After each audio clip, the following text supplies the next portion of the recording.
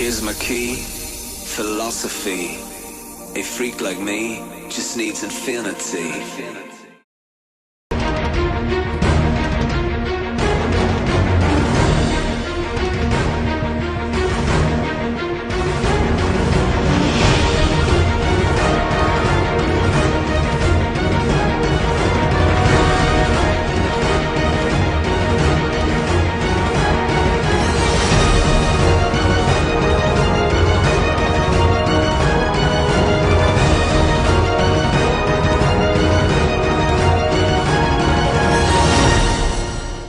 Está começando o telejornal TVC, que traz as seguintes manchetes. Sepultamento do Santa Bárbara é o maior crime ecológico perpetrado contra Pelotas. Estacionamentos privativos tomam conta da área central. Corredor de ônibus não utilizado no Fragata é um exemplo de desperdício do dinheiro público. Começou mais uma edição da Fena Doce.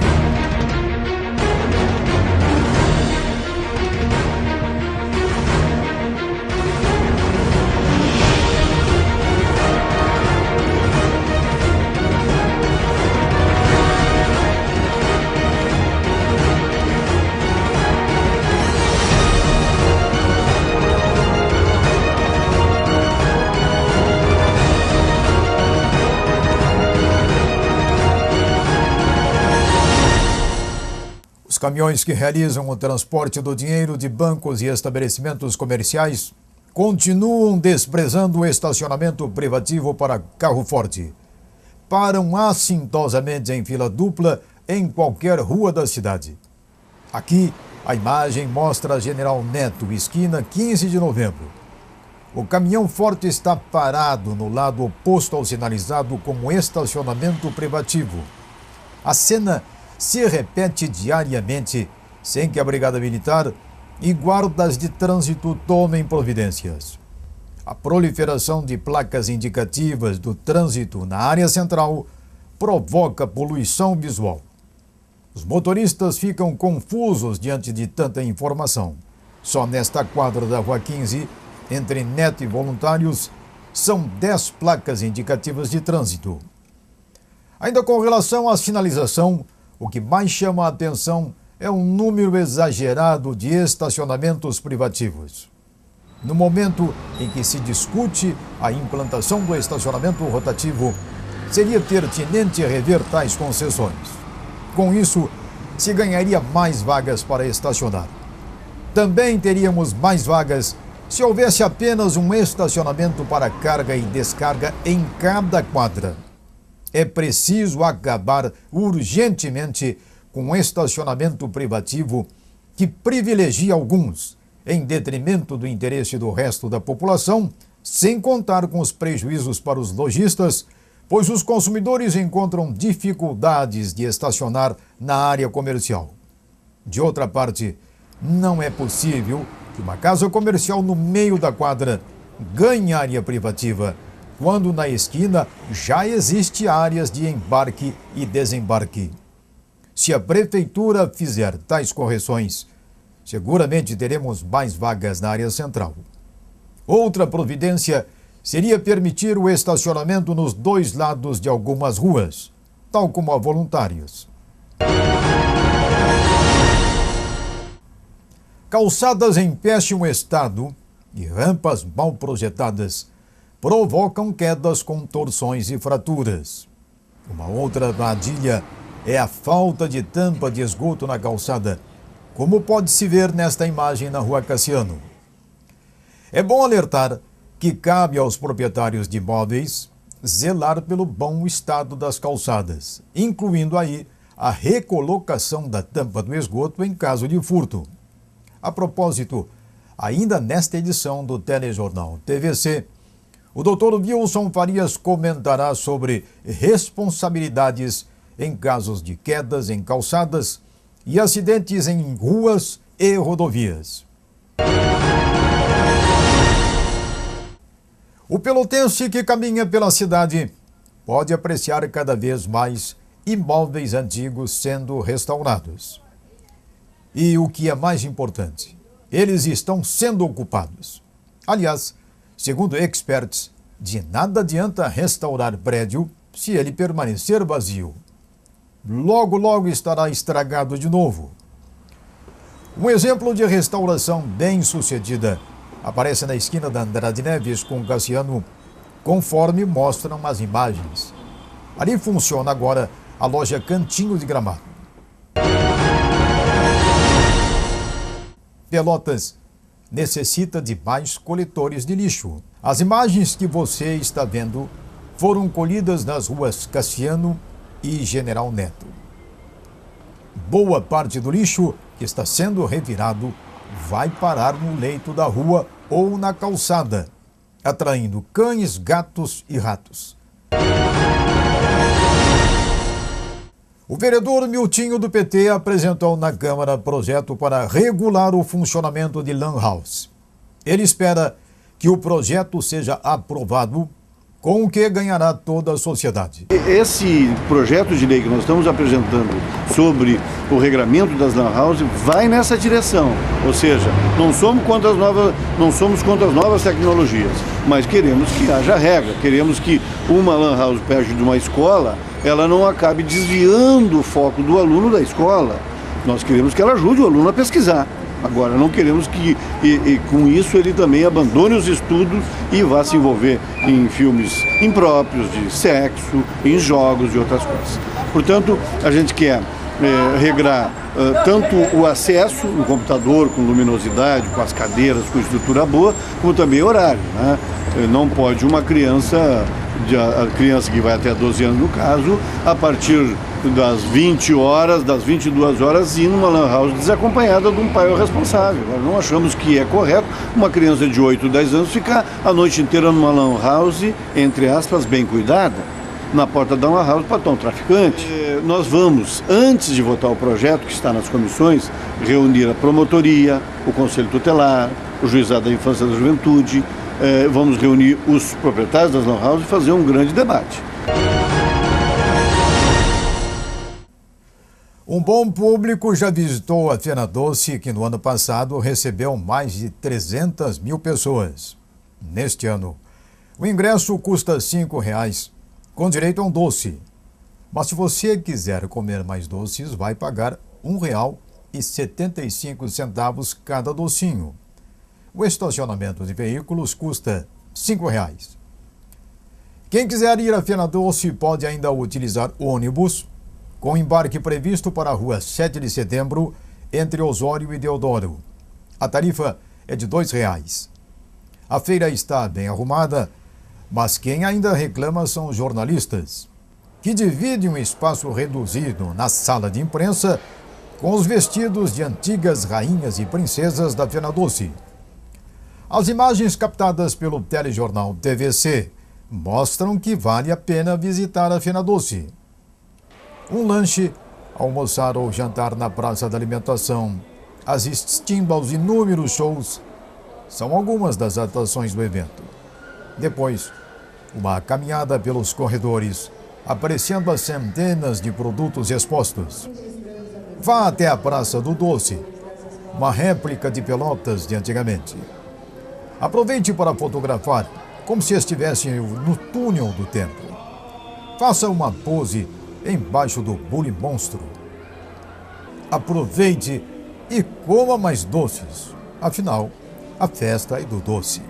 Depois, leve as crianças para brincarem no parque e para verem de perto as formigas que simbolizam a Fena Doce. Ninguém tem dúvida quanto à importância da água, especialmente daquela tratada para o consumo. Por isso, é lastimável os diversos vazamentos na rede. O telejornal TVC mostra agora vazamentos na Cassiano, Gonçalves Chaves e Rua da Luz. Segundo os moradores destas zonas, os vazamentos começaram há muito tempo. Fica a expectativa de que o SANEP tome logo providências. O interessante é que a prefeitura tem milhares de servidores e parece que nenhum deles relatou os vazamentos. O Código Nacional de Trânsito prevê multa e guincho para veículo que estaciona sem deixar espaço para que outros manobrem. Esta cena é comum nas ruas de Pelotas. Geralmente são carros impedidos de manobrar por causa da presença de motos. Nunca vi nenhuma moto ser guinchada ou motociclista ser multado por ter impedido a manobra de um carro. É verdade que também motoristas colam no carro da frente ou no carro de trás. O governo federal e a Ecosul vão pagar indenização por danos morais e físicos a um motociclista que sofreu ferimentos depois de ter atropelado uma vaca em BR que cruza o município do Capão do Leão. Quem impetrou a ação foi o advogado Wilson Farias, que agora fala sobre o processo. Bem, na realidade, o senhor João Cláudio Ramírez Reis, residente no Capão do Leão,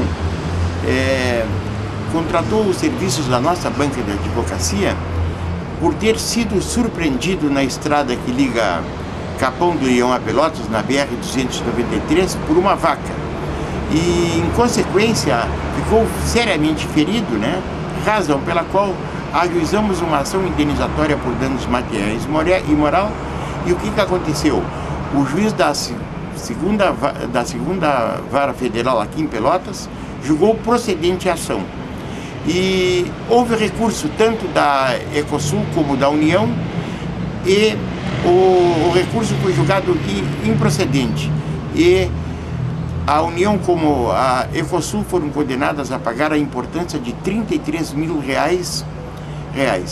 Eu diria que essa sentença, né, esse acórdão, serve de referência, né, para que outras pessoas que se sintam prejudicadas, porque eu diria ainda que é corriqueiro o andar de animais aí nas estradas sem a devida fiscalização dos órgãos públicos.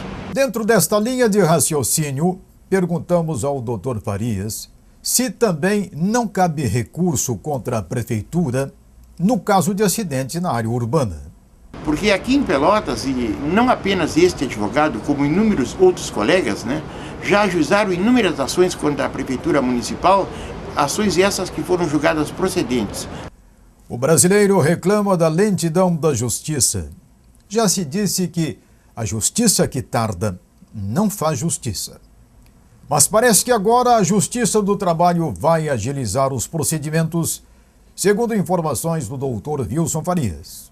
Essa medida, ela é revolucionária e bombástica, né? O que está acontecendo com a justiça, com o judiciário do Brasil? O judiciário está se adequando à tecnologia, está se informatizando. Então, o que acontece? Ou os escritórios de advocacia se atualizam, né, ou não conseguem trabalhar. O que os escritórios estão fazendo aí? Estão procurando, né, se aparelhar através de modernos sistemas de computação, no sentido de que as petições sejam ajuizadas através dos mecanismos eletrônicos, né? Isso na realidade vai facilitar o trabalho, né? Agora, isso tem que haver um preparo, né? E tem que haver uma conscientização e uma preparação material por parte dos escritórios de advocacia. E eu entendo que a medida pode desburocratizar a Justiça do Trabalho, que é uma justiça que foi criada para ser, digamos assim, menos formal, e hoje está tão burocratizada como a justiça comum. Razão pela qual eu entendo essa medida como oportuna, mas ela deve ter uma transição. E parece que a transição é apenas 60 ou 90 dias, eu diria que a transição deve ser maior, até porque o custo é muito grande e em consequência, poderá onerar a quem? Ao povo, né? Aqueles que procuram os escritórios.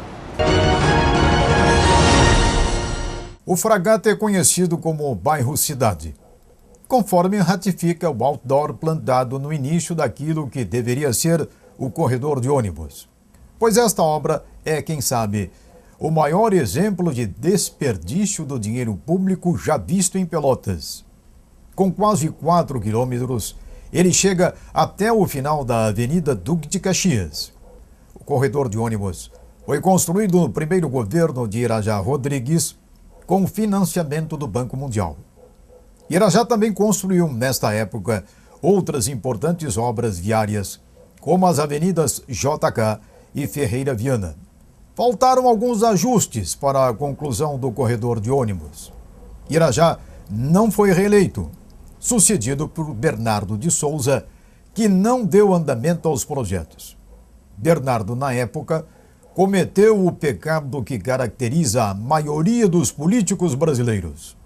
Eles são incapazes de dar continuidade a obras do antecessor. Quem perde com a falta do corredor de ônibus é o cidadão contribuinte eleitor. Os fragatenses que usam o transporte coletivo continuam gastando quase meia hora para chegar ao centro. Se os ônibus circulassem pela pista exclusiva, eles chegariam mais rápido ao trabalho e retornariam mais cedo para casa. Tomara que os políticos brasileiros aprendam a encarar obras públicas como sendo do governo e não de autoria do partido no poder. Felizmente, no momento o prefeito Fetter Júnior está recuperando e concluindo obras de outros prefeitos, inclusive do próprio Irajá, como foi o caso da conclusão da duplicação da Avenida Juscelino Kubitschek de Oliveira. Se o corredor de ônibus no Fragata fosse utilizado, todo o sistema lucraria e seriam reduzidos os acidentes na perigosa Avenida Duque de Caxias. Como aqui prolifera a praga da ocupação abusiva do espaço urbano, o canteiro central daquela avenida é um caos. Quase uma centena de trambolhos que teimam em chamar de trailer violam a paisagem da avenida. Outros tipos de comércio de rua crescem vertiginosamente naquele espaço nobre.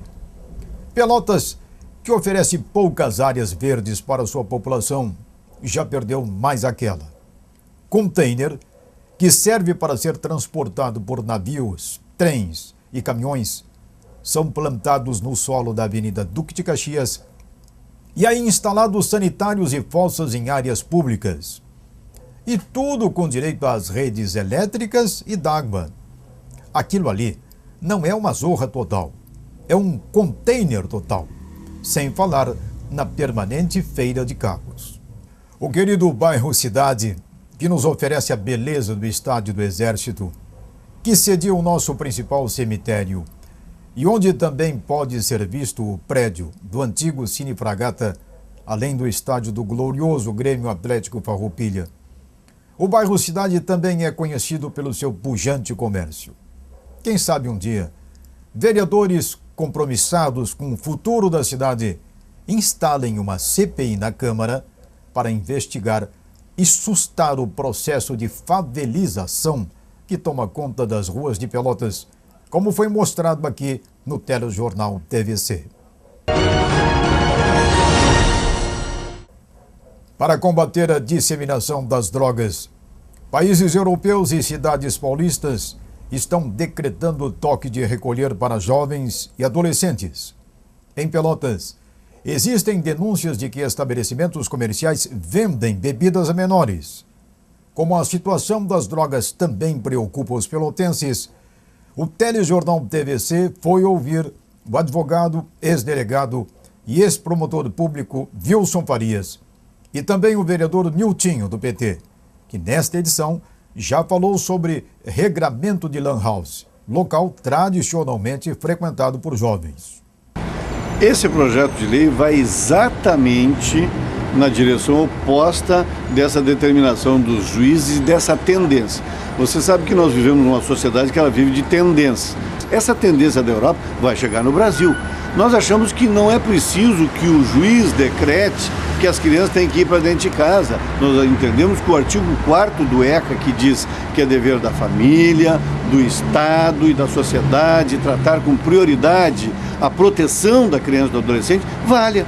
Então, a família assuma a sua parte, o Estado assuma a sua parte e a sociedade assuma a sua parte, para evitar que o judiciário faça esse, vamos dizer assim, vá no limite. O limite eu acho que é mandar a criançada para dentro de casa mesmo, para evitar que se envolva com droga. Esse é o limite. Eu não concordo, embora já existam juízes, tanto em São Paulo como no Paraná, que tem digamos assim, determinado tal medida, né? Inclusive com a aquiescência do Ministério Público. Eu diria que o problema do menor está na família, né? Na família, na educação. Então não é através de normas, né, de restrições assim vulgares que nós vamos resolver a situação do menor, principalmente da droga. O assunto é complexo, não é verdade? Tem que haver uma reciprocidade, uma interveniência do poder público, né? Mas no sentido do diálogo, no sentido de fazerem políticas de conscientização. Essas políticas meramente repressivas, para mim, elas não têm efeito. Embora a restrição, olha bem, embora hoje nós tenhamos os nossos direitos toda hora restritos, através de câmeras, filmadoras, etc. Talvez o maior crime ecológico perpetrado contra Pelotas tenha sido o sepultamento do arroio Santa Bárbara, que cortava o centro da cidade exatamente onde hoje está o camelódromo e o prédio da Receita Federal. Ora, nenhuma cidade sepulta seus rios. Paris preserva o Sena, Londres, o Tâmisa, Bagdá preserva o rio Tigre. A estrutura do arco da ponte do Santa Bárbara ainda existe, conforme mostram as imagens. As muretas laterais da antiga ponte ainda hoje permanecem separando a calçada do leito da Marechal Floriano. As placas alusivas à inauguração da ponte e sua recuperação em 1914 ainda estão lá. As águas do arroio Santa Bárbara eram limpas e piscosas, ou seja, tinha fartura de peixes. A limpidez das águas pode ser comprovada numa foto exposta numa parede do Café Aquário. Como ainda não havia consciência ecológica entre nós, um prefeito de plantão resolveu sepultar o belíssimo e histórico arroio Santa Bárbara, perpetrando assim o monumental crime ecológico.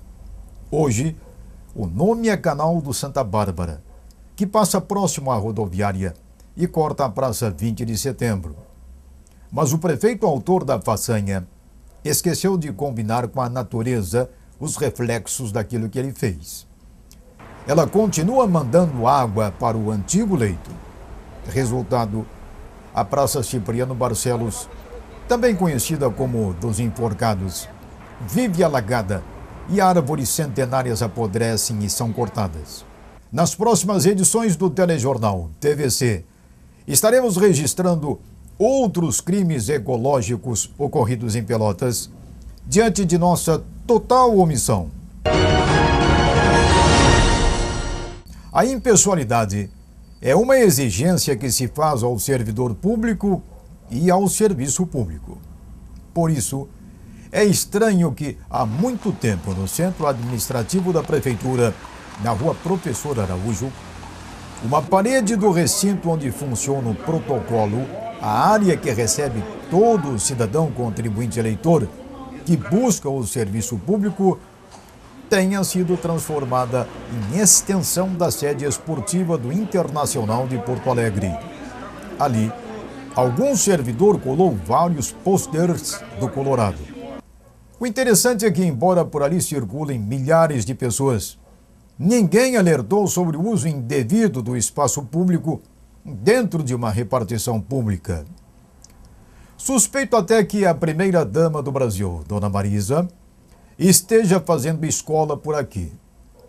Dona Marisa, como se sabe, plantou uma estrela do PT num jardim do Palácio da Alvorada, que foi tombado pelas Nações Unidas como patrimônio da humanidade. Ora, sem saber, Dona Marisa cuida do jardim público como se fosse o seu quintal. Alguém deveria avisar também Dona Marisa. Não é por acaso que no governo de Fernando Marrone, as viaturas foram pintadas com uma mensagem que feria a impessoalidade. Bernardo, assim que assumiu, mandou imediatamente apagar e repintar, colocando apenas o que é legal. Prefeitura de Pelotas. Por que de Pelotas? Ora, porque as viaturas não pertencem ao partido de plantão na prefeitura. Mas é claro que a repintura foi paga por todos nós. cidadãos, contribuintes, eleitores. Até uma nova edição do Telejornal TVC.